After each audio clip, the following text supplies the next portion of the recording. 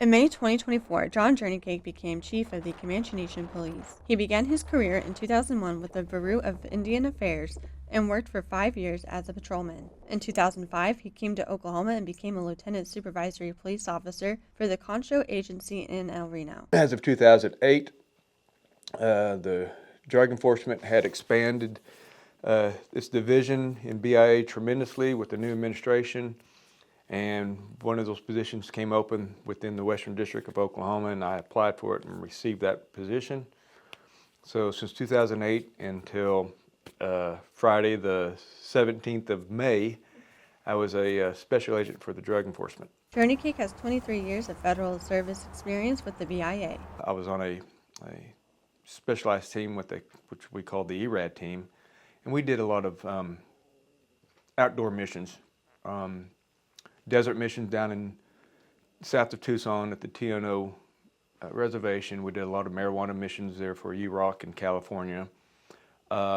We've been to Yakima. We've been all over, everything on the western side of the United States doing high-risk warrants, search warrants, arrest warrants.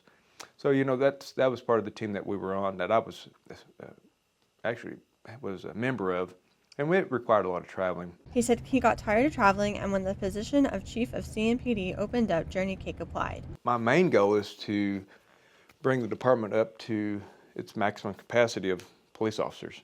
Right now we're down to 16 sworn officers, but that doesn't allow what we need for more coverage.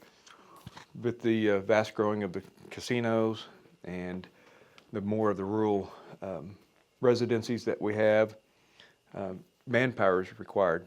Not to mention we are in an agreement with a lot of the surrounding communities where we are cross-deputized with their agencies, which I know we're lack of manpower, but it helps not only their police force but ours too, to work together.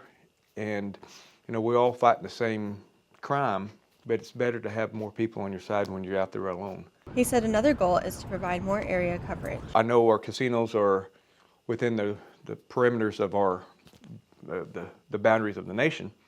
DeVal's one of them, way down south, and I'd like to, in those areas where we are very limited to of response time because of the distance, I like to set up satellite stations to where I would have an officer readily available in that area.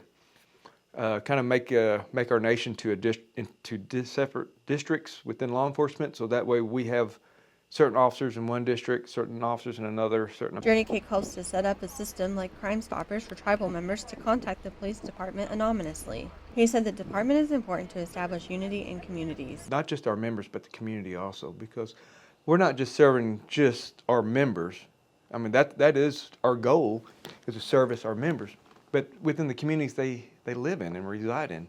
You know, that's what we need to do, is to show that the unity of either agency, whether it's the county, the local PD, that they see the Comanche Nation Police units come through, and they're like, hey, these guys are cross-dep. They're going to help not just their own people, but they're going to help the surrounding community also. Journeycake said future decisions will be implemented later on. There's a lot going on at this point.